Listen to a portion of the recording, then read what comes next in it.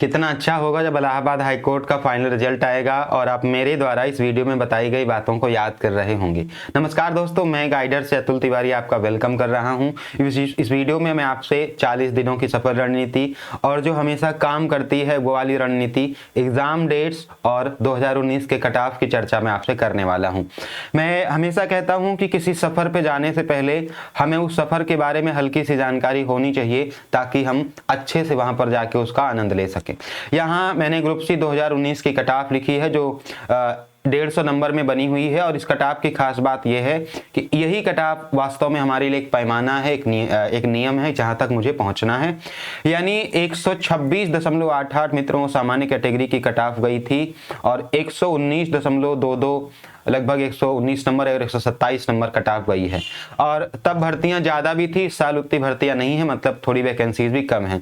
ये cut off ही आखिरकार decide करेंगी। इसी तरह अगर हम ग्रुप डी की भी देखें मित्रों तो यूआर की यानी सामान्य कैटेगरी की 193, ओबीसी की 191, एससी की 189 और एसटी की 186 नंबर गई है।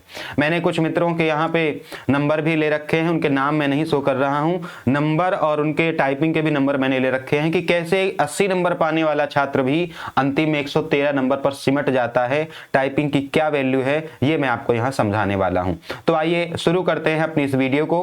अब मैंने वो चीज आपको बता दी है, वो पैमाना बता दिया है जिसको पार किए बिना आप नौकरी तक नहीं पहुंच पाएंगे।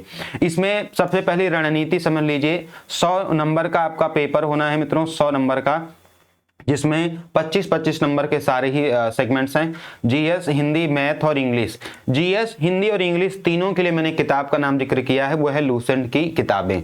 आप जीएस के लिए भी लूसेंट जीएस, हिंदी के लिए लूसेंट हिंदी और इंग्लिश के लिए लूसेंट इंग्लिश आसानी से आपसे ले सकते हैं, क्योंकि ये वो किताबें हैं जो कम समय में ज़्यादा आउटपुट आपको दे सकती हैं। आप भी जानते हैं कि ज़्यादा समय नहीं बचा है और अगर कम समय में अधिक तैयारी करनी है तो हमें सोशल मीडिया से, हमें यूट्यूब से जो फर्जी की वीडियोज़ हैं, जो फर्जी के मैराथन वगैरह हैं, बेमतलब की क्लासेस हैं, वो आपको सफल नहीं कर पाएंगे, आप निश्चित रूप से जान लीजिए। 40 दिन में कोई टीचर इतना नहीं पढ़ा सकता कि आप चयन के करीब पहुंच जाएं।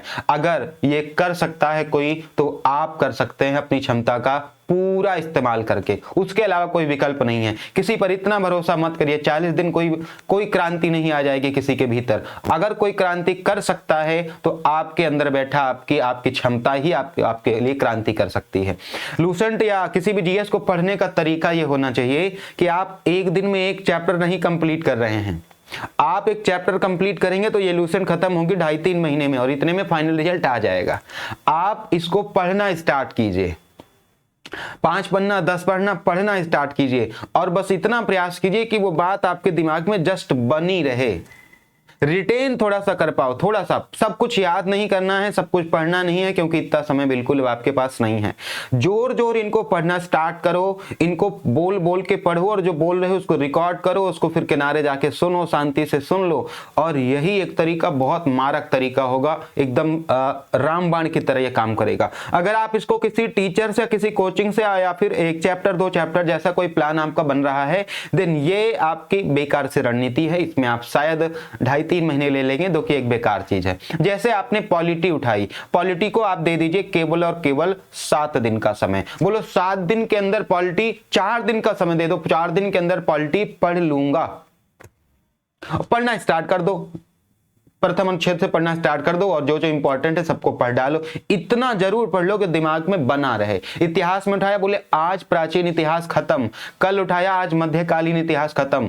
आधुनिक भारत के लिए 3 दिन दे दो, पहले हिस्से में, दूसरे हिस्से में, तीसरे हिस्से में 5 दिन और इतिहास खत्म। ऐसा होगा, ऐसा हो सकता है, ऐसा हुआ है, 2019 का मेरा अनुभव है। आपको सब कुछ छोड़ना होगा, भूलना होगा। हिंदी 1 महीना हाई कोर्ट के लिए पर्याप्त है, मोर देन इनफ है, आप यकीन करके रखिए। लूसेंट की हिंदी के जो तथ्य हैं, जो चीजें हैं, जो फैक्ट्स हैं, वो आप पढ़ डालिए, खत्म हो जाएगी।